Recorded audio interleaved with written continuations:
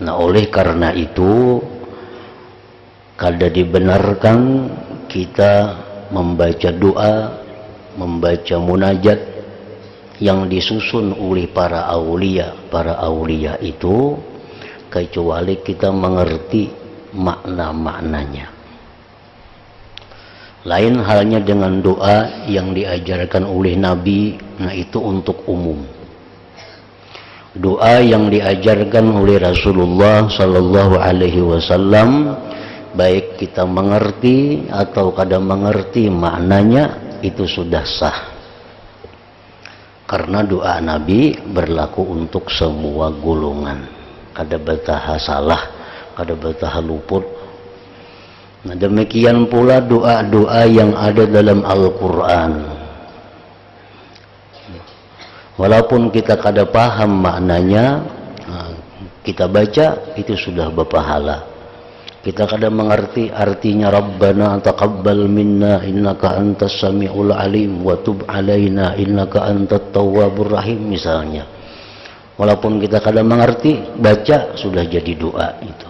Karena itu Al-Quran untuk umum. Nah, tetapi kalau doa-doa yang dipraktikkan oleh para aulia, doa yang dipakai oleh Imam Junaid Baghdadi, doa yang dipakai oleh Syekh Abdul Qadir Al-Jilani, doa yang dipakai oleh Al-Faqihul Muqaddam, nah itu kita kada bisa mentah-mentah menerima. Kita mesti tahu dahulu beliau membaca doa itu dalam keadaan apa. Bismillahirrahmanirrahim. Alhamdulillahirabbil alamin wa bihi nasta'in ala umurid dunya waddin. Wassalatu wassalamu ala asyrafil anbiya wal mursalin sayyidina Muhammadin wa ala alihi wa sahbihi ajma'in. Qala al-musannif al-imam Abu Hamid al-Ghazali rahimahullah wa nafa'ana bi ulumih. Qala al-Junaid rahimahullah, ahlul unsi yaqulun fi kalamihim wa munajatihim fi khalawatihim asya'a hiya kufrun 'indal 'ammah. Wa qala marratan law sami'aha al-umum lakaffaruhum wa hum yajiduna al-mazida bi ahwalihim bidzalik. Wa kadzalika yuhtamalu minhum wa yaliku bihim wa ilaihi asyara al-qail qaumun tukharijuhum zahwun bi sayyidihim wal abdu yazhu ala miqdari maulah tahu bi ru'yatihi amma siwahu lahu ya husna ru'yatihim bi 'izzin ma tahu wala tastab'idanna ridahu anil abdi bima yaghdabu bihi ala ghairihi mahma ikhtalafa maqamahuma. Fa fil Qur'an tanbihatun ala hadhil ma'ani law fatanta wa fahimta. Fa jami'u qisasil Qur'an tanbihatun li ulil basairi wal absar hatta yanzuru ilaiha bi ainil i'tibar. Fa innama hiya illa zabil i'tibar minal asmar ila akhirih. Makna kalam Imam Al-Ghazali rahimahullah wa nafa'ana bi ulumih fid dharain amin. Imam Al-Junaid Al-Baghdadi rahimahullah berkata,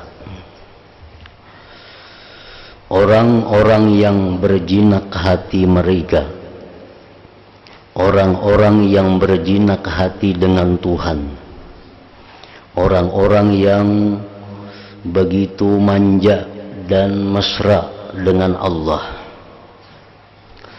mereka itu berkata dalam pembicaraan mereka dan munajat mereka di dalam khalwatnya akan hal-hal yang dapat mengkufurkan bagi orang-orang awam.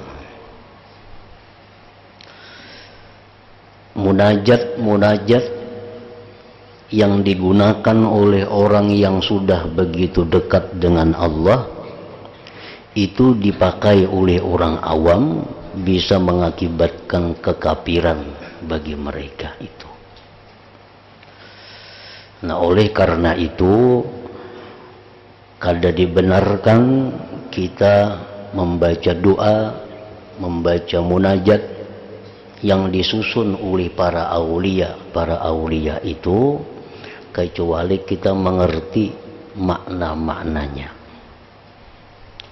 Lain halnya dengan doa yang diajarkan oleh Nabi, nah itu untuk umum. Doa yang diajarkan oleh Rasulullah Sallallahu Alaihi Wasallam, baik kita mengerti atau kada mengerti maknanya, itu sudah sah. Karena doa Nabi berlaku untuk semua golongan, kada betaha salah, kada betaha luput. Nah, demikian pula doa-doa yang ada dalam Al-Quran. Walaupun kita kada paham maknanya, kita baca itu sudah berpahala. Kita kada mengerti artinya Rabbana taqabbal minna innaka antas sami'ul alim wa tub alaina innaka antat tawwabur rahim misalnya. Walaupun kita kada mengerti, baca sudah jadi doa itu. Karena itu Al-Quran untuk umum. Nah, tetapi kalau doa-doa yang dipraktikkan oleh para aulia, doa yang dipakai oleh Imam Junaid Baghdadi, doa yang dipakai oleh Syekh Abdul Qadir Al-Jilani, doa yang dipakai oleh Al-Faqihul Muqaddam, nah itu kita kada bisa mentah-mentah menerima. Kita mesti tahu dahulu beliau membaca doa itu dalam keadaan apa. Nah, barangkali kalimat-kalimat itu kada pantas untuk kita, karena beliau itu mengucapkan doa itu dalam keadaan hati yang sangat dekat, yang sangat mesra dengan Allah. Nah, kita kalau memakai kalimat itu bisa membahayakan kita, bisa membuat kita kafir jadinya.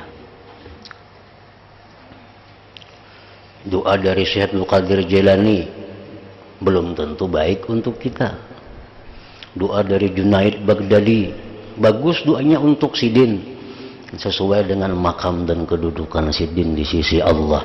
Nah, kalau kita lihat dulu artinya cucukkah lawan kita nih, artinya pantaskah lawan kita amalkan doa ini. Namun kada cocok, jangan diamalkan. Kalau memang itu doa beliau susun waktu beliau bersangatan dekat, bersangatan jinak dengan Allah Subhanahu wa ta'ala.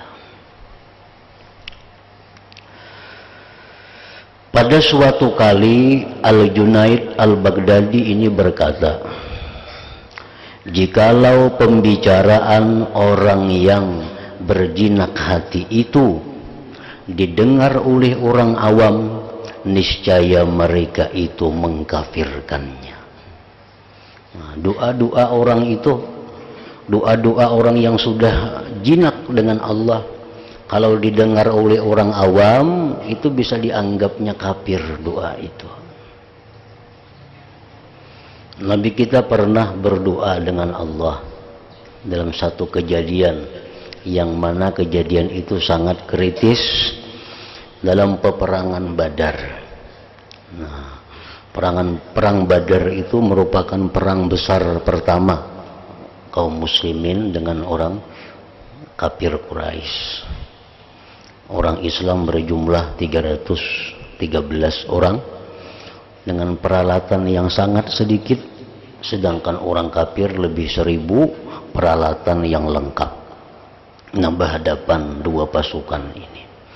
Nah, di situ Nabi kita lawan Tuhan dalam keadaan yang sangat jinak, sehingga beliau menyampaikan doa kepada Allah. Ya Allah, dalam bahasa kitanya, jika kami hari ini kalah dalam perang Badar ini, engkau tidak akan disembah orang lagi selama-lamanya. Itu doa yang sebenarnya untuk kita, untuk siapapun kada boleh digunakan doa itu. Itu model mengancam Allah Ta'ala. Ya Allah, nah, ini kami hari ini bertemu dengan orang-orang Quraisy dengan pasukan yang lengkap. Bila hari ini kami kalah, engkau akan disembah lagi selama-lamanya. Nah, kayak Tuhan takutan itu kan disembah modelnya. Nah, cuma Nabi kita melantunkan doa itu dalam keadaan sangat jinak, sangat dekat dengan Allah Subhanahu wa Ta'ala.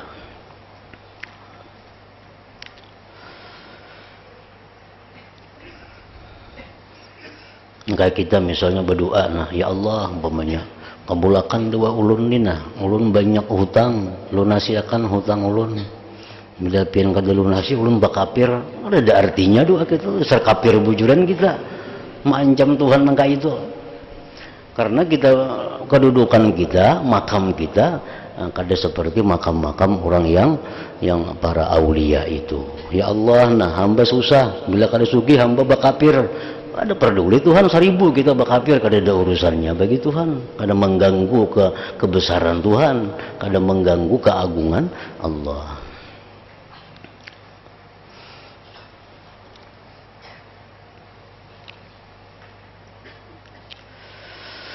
Sedangkan mereka orang-orang yang jinak hati dengan Allah tadi, mereka memperoleh tambahan pada ahwal mereka dengan yang demikian.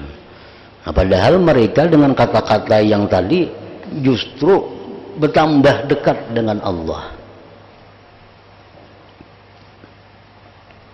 Dan yang demikian itu mungkin untuk mereka dan layak bagi mereka. Dan untuk yang demikian seorang penyair telah mengatakan, qaumun tukhalijuhum zahwum bisayyidihim wal abdu yazhu ala miqdari maulah tahu bi ru'yatihi amma siwahu lahu ya husna ru'yatihim fi izzim ma tahu. Artinya, suatu kaum, suatu kelompok dibimbangkan pikirannya oleh kesombongan. Maksudnya kesombongan itu oleh perasaan besar dengan sebab tuannya. Seorang hamba itu sombong, artinya seorang hamba itu merasa besar, merasa mulia, merasa hebat menurut kadar tuannya. Orang yang jadi pelayan camat, dia merasa lebih besar daripada pelayan pembakal. Kenapa? Karena tuannya itu lebih tinggi dari pembakal camat. Orang yang tuannya, orang yang bosnya itu bupati, ini pelayan bupati, ini lebih merasa hebat daripada pelayan camat itu. Orang yang menjadi pelayan gubernur, presiden, dia merasa lebih besar daripada pelayan bupati. Nah, jadi kebesaran seseorang itu tergantung siapa tuannya.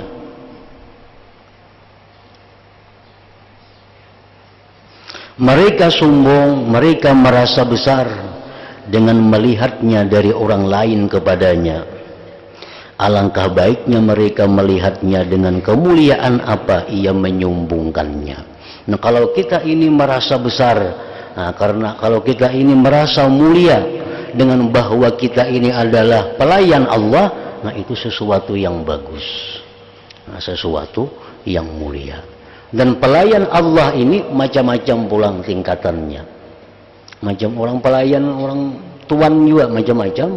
Ada pelayan tuan yang menyiapkan makannya, ada pelayan tuan yang menyiapkan pakaiannya, ada pelayan tuan yang tukang basuh kendaraannya, ada pelayan tuan yang tukang kebunnya. Nah, pelayan Allah pun demikian kedudukan makamnya. Pelayan Allah pun seperti itu. Ada yang begitu dekat dengan Allah, ada pelayan Allah yang jauh daripada Allah, walaupun sama-sama daripada pelayan itu.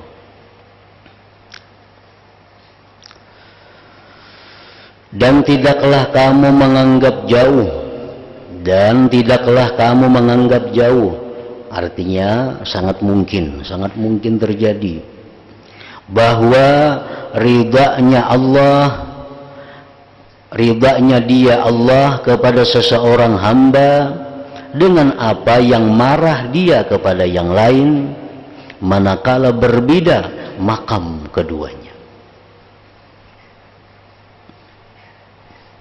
Mungkin, sangat mungkin Allah itu riba kepada seseorang ini melakukan itu, tetapi Allah benci kalau ada orang lain yang melakukan itu, karena berbeda makam orang itu, berbeda pangkat orang itu. Kalau pelayan ini misalnya, ini sama pada pelayan. Kalau pelayan ini masuk kamar kita karena berpadahan, ada apa-apa. Karena sudah begitu dekat lawan kita. Tapi kalau ada pelayan lain yang masuk kamar karena berpadah lawan kita, kita bisa marah. Karena ini makamnya lain orangnya. Kalau ini masuk kamar kita biasa, karena kita sudah dekat lawan inya. Padahal ini anak buah kita juga, pembantu kita juga. Masuk kamar, kalau luar kamarnya karena berpadahan, kita riba, kita senang. Tapi kalau si pulan pelayan yang saya kung itu masuk kamar, kita sarik, kita marah. Karena apa? Karena kedudukan pulan itu berbeda dengan kedudukan yang satu tadi. Nah demikian pula Allah subhanahu wa ta'ala, hamba melakukan perbuatan ini, Allah akan mempermasalahkan. Tapi kalau ada hamba yang lain melakukan seperti itu, Allah marah besar.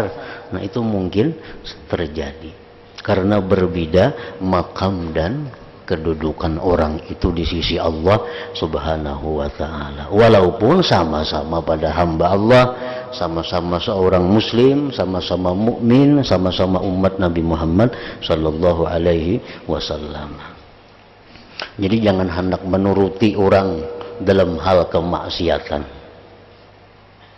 Ku hendak maini aja maksiatna. Kenapa? Tuh si anu pengnya kayak itu juga. Jangan. Karena makam kita lawan orang itu kita kada tahu di sisi Allah. Nah, kalau orang itu berbuat itu mungkin Allah kada masalah. Tapi kalau kita bisa jadi masalah. Nah. Jadi jangan hendak menuruti seseorang pun melakukan maksiat. Jangan hendak menuruti siapapun kalau urusan maksiat kepada Allah. Nah, kayak aku ini maksiat kada apa-apa, si anu tupang maksiat juga. Nah kada kawa itu kada, karena kedudukan kita di sisi Allah kada tahu kayak apa mulianya kita, kayak apa orang itu kayak apa. Nah, contohnya orang-orang yang pemurah. Nah, dalam sebuah hadis diriwayatkan, artinya ujar Nabi, jauhilah buntut orang yang pemurah. Ijtanibul dzambas sakhi. Artinya orang yang pemurah itu kalau inya ada berbuat satu kesalahan, orang yang pemurah itu berbuat satu kemaksiatan, jangan dituruti. Kenapa? Karena orang pemurah itu satu saat dia akan ditarik oleh Allah. Dia akan diberi Allah tobat berkat sifat pemurahnya itu.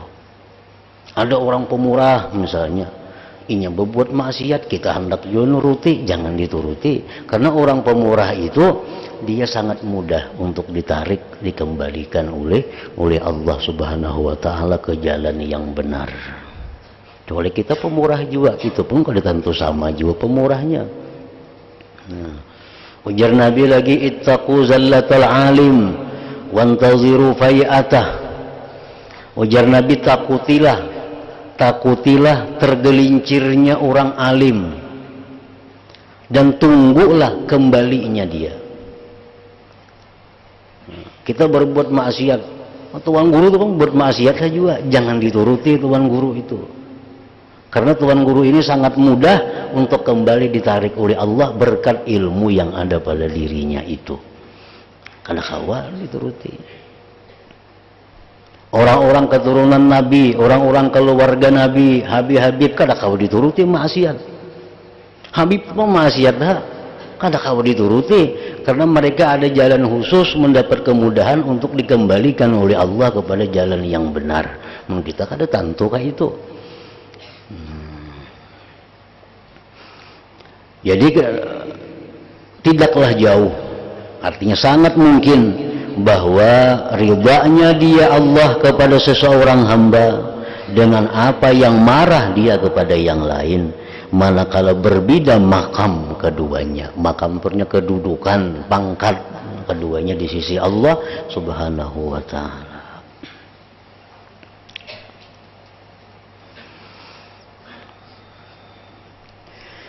Maka semua kisah dalam Al-Quran itu sebagai peringatan-peringatan bagi orang-orang mempunyai mata hati dan mata kepala, sehingga mereka melihat pada Al-Quran dengan penuh i'tibar. Sesungguhnya orang-orang yang mengambil i'tibar itu hanya beberapa nama. Hanya sedikit ada orang-orang yang bisa mengambil i'tibar di dalam Al-Quran itu. Quran itu banyak kisah, cuma sedikit sekali orang yang bisa mengambil i'tibar dari kisah-kisah yang ada di dalam Al-Quran itu. Adapun kisah yang pertama adalah kisah Nabi Adam alaihissalam dengan iblis. Iblis hamba Allah, ahli ibadat. Kayak apa Pak ibadatnya iblis? Kadada sejengkal pun dari langit itu, melainkan pernah iblis sujud padanya. Kayak apa luasnya langit itu, berapa lapis langit. Kadada sakilan jiwa pun, melainkan iblis pernah sujud kepada Allah di tempat itu. Nah, iblis. Di Quran dikisahkan lagi Adam. Nabi Adam ini makhluk baru, makhluk yang baru daripada iblis. Artinya betutuhaan Tuhan iblis pada Nabi Adam ini. Bukankah engkau telah melihat bagaimana keduanya bersekutu pada nama maksiat dan menyalahi? Adam menyalahi Allah, iblis menyalahi Allah. Salahnya Adam apa? Memakan buah khuldi yang dilarang oleh Allah. Salahnya iblis apa? Kada mau hormat kepada Nabi Adam, makhluk baru yang diciptakan Allah. Nah, sama-sama dua orang ini melanggar hukum Allah.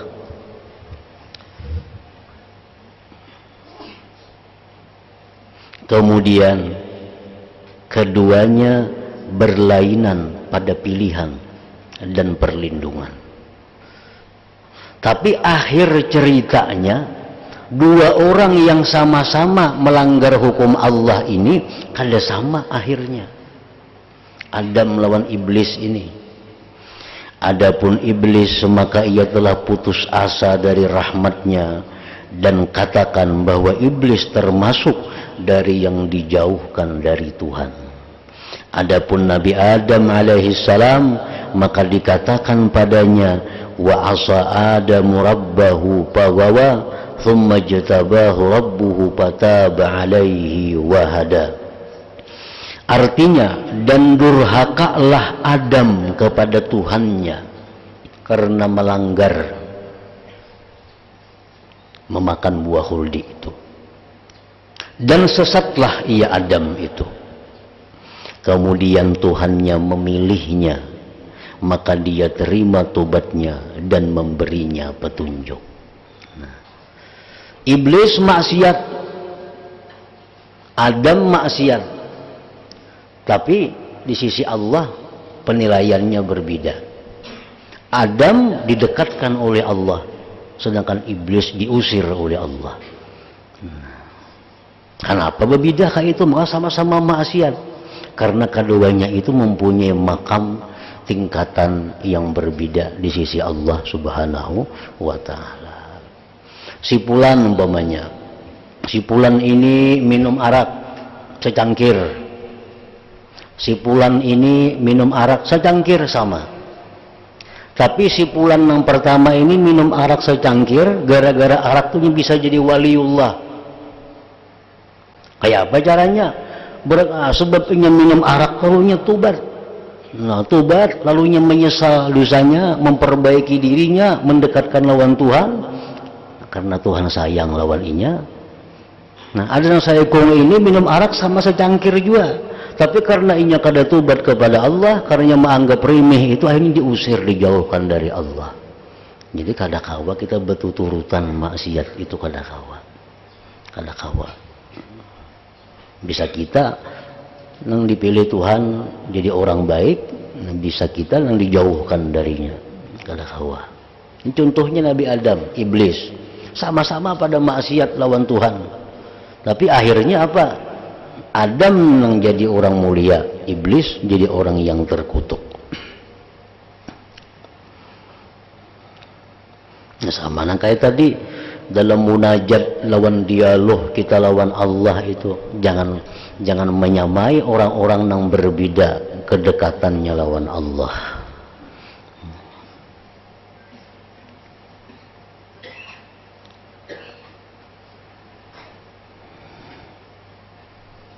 Maka dia diterima tobatnya dan memberinya petunjuk. Dan Allah subhanahu wa ta'ala mencela nabinya sallallahu alaihi wasallam. Allah subhanahu wa ta'ala mencela nabi kita. Nah, pengertian bahwa Allah mencela nabi kita itu bukan mencela artinya Tuhan itu memamai lawan nabi kita, kada.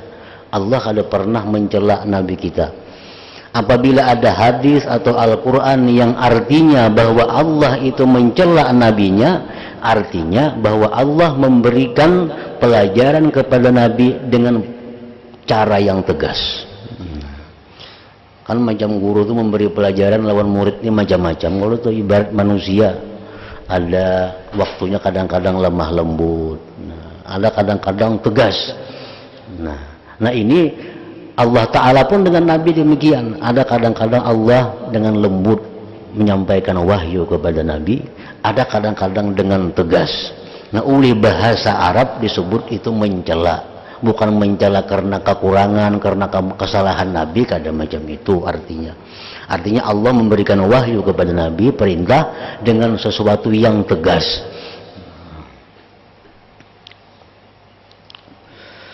Ketika Rasulullah Shallallahu Alaihi Wasallam memalingkan muka pada seorang hamba dan menghadapkan muka pada hamba yang lain.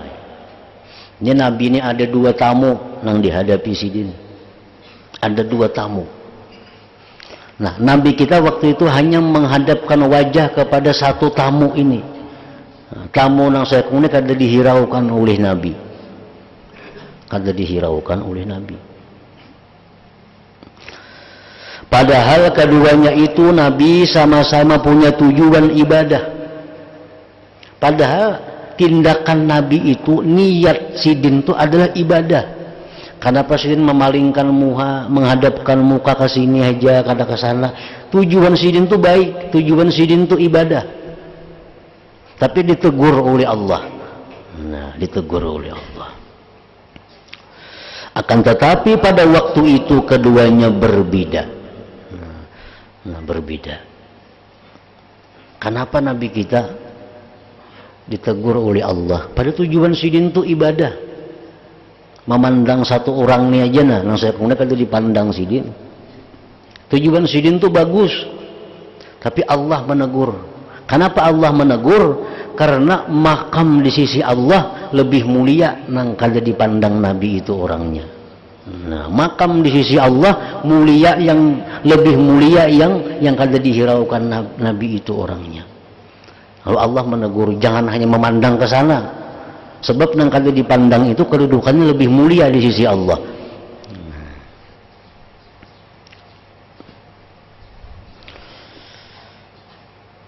Akan tetapi pada waktu itu keduanya berbeda. Allah Ta'ala berfirman, wa amma man ja'aka yas'a wa huwa yakhsha fa anta anhu talaha. Artinya, dan adapun orang yang datang kepadamu dengan bersegera untuk mendapatkan pelajaran, sedangkan ia takut kepada Allah, maka kamu mengabaikannya. Nang sebelah kanan nang kada dihirani Nabi ini, pada orangnya jar Tuhan itu orang baik. Itu orang yang punya kedudukan tinggi di sisiku.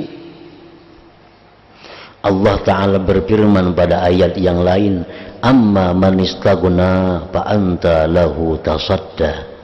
Artinya adapun orang yang merasa dirinya sudah cukup, pembesar Quraisy, maka kamu melayaninya.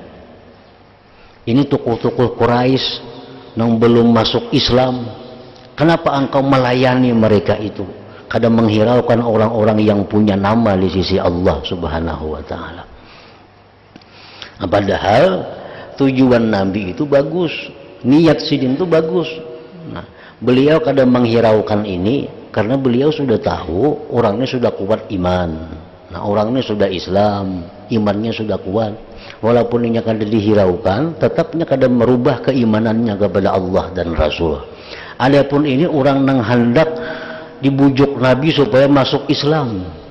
Lalu Nabi perhatikan, bujur-bujur Nabi hadapi, Nabi layani. Tujuan sini supaya ini orang mau masuk Islam. Nah kan tujuan sini itu bagus. Ditegur oleh Allah Ta'ala. Karena ingin dua orang ini, orang yang satu ini orang yang punya kedudukan mulia di sisi Allah Subhanahu wa Ta'ala.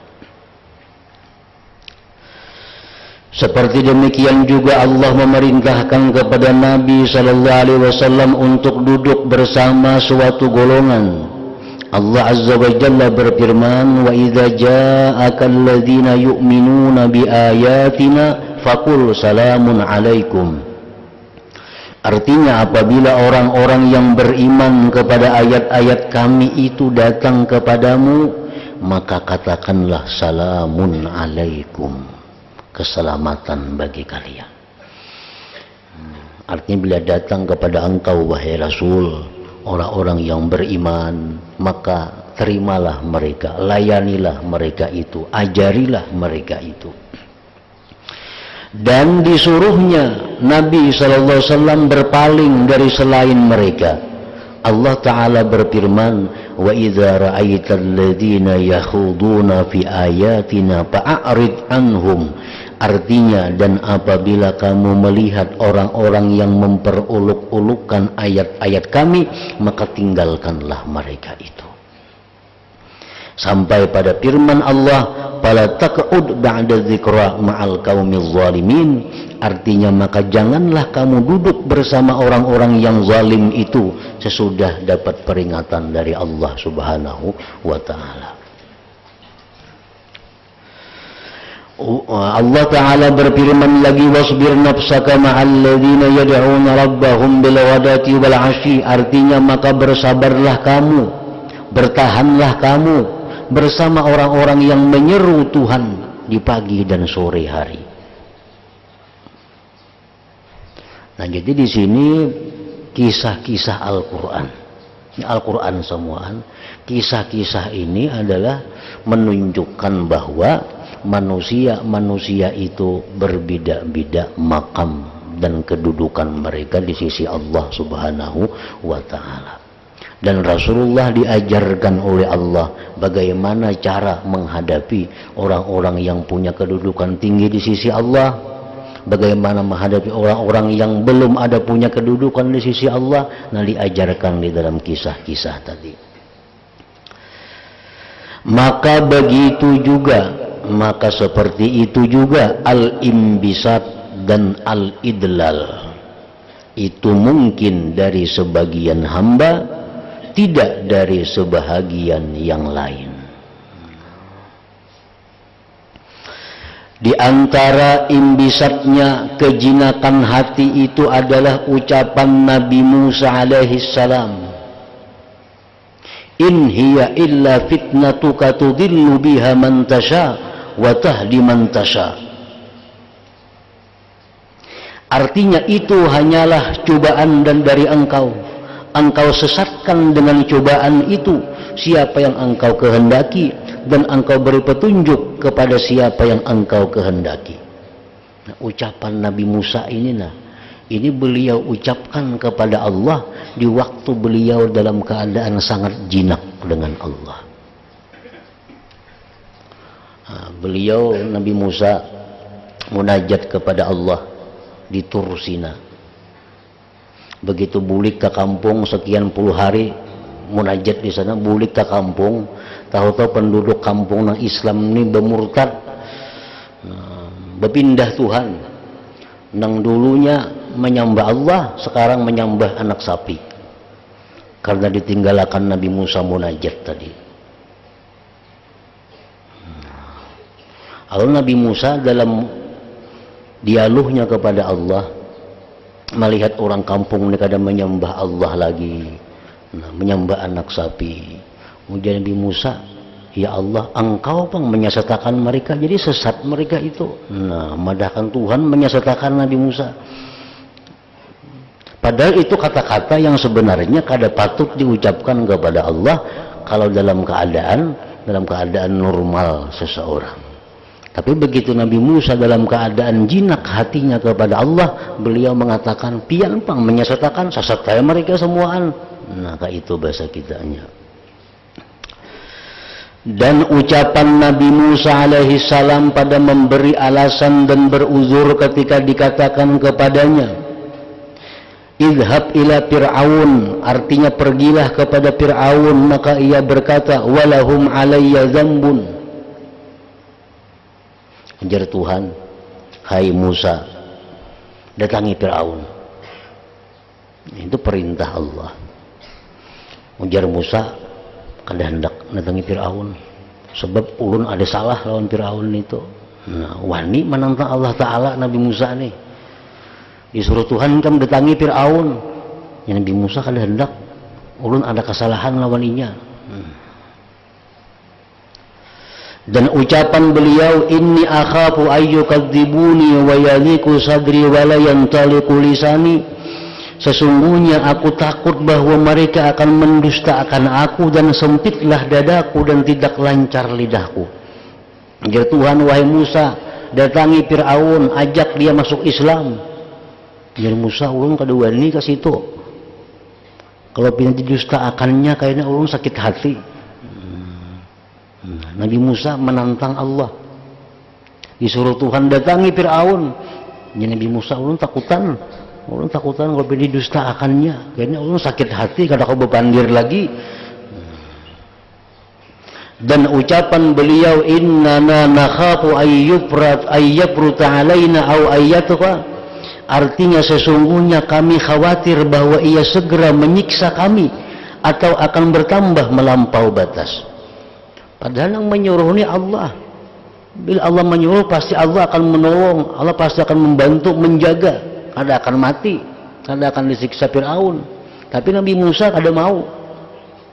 Kada mau Nabi Musa, takutan karena disakitinya kami, karena disiksanya kami mau ke situ. Nah, ini kisah-kisah Al-Quran. Dan ini dari selain Nabi Musa alaihi salam, dan ini dari selain Nabi Musa alaihi salam, termasuk jahat adab lawan Allah. Nah, jangan lain pada Nabi Musa itu jahat adab lawan Tuhan itu. Cuma karena ini Nabi Musa, orang yang pilihan Allah, orang yang hatinya sangat mesra, sangat jinak dengan Allah, itu dianggap biasa oleh Tuhan kata-kata seperti itu.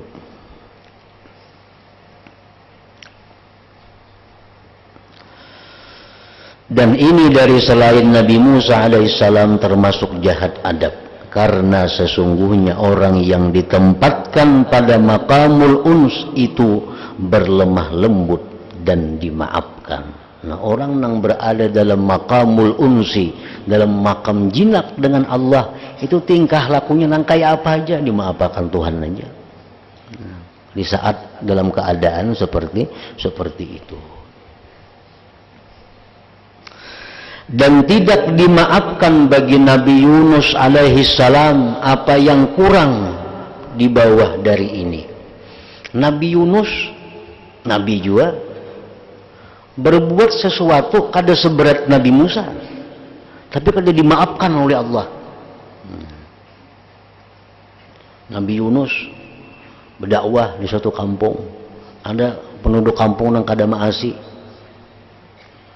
Marah Nabi Yunus, kada menunggu perintah Allah lagi, lari. Nah, padahal kada boleh, mesti menunggu perintah Allah. Lari Nabi Yunus dari kampung itu. Nah, kesalahan Nabi Yunus ini sebenarnya berat Nabi Musa. Karena Nabi Musa kada mau menjalankan perintah. Ya Tuhan datangi Fir'aun, ada hendaknya Nabi Musa, karena disakitinya ulun. Nah, kan itu lebih berat lagi. Ada Nabi Yunus ini berbuat kesalahan kada seberat Nabi Musa, tapi dihukum oleh Allah.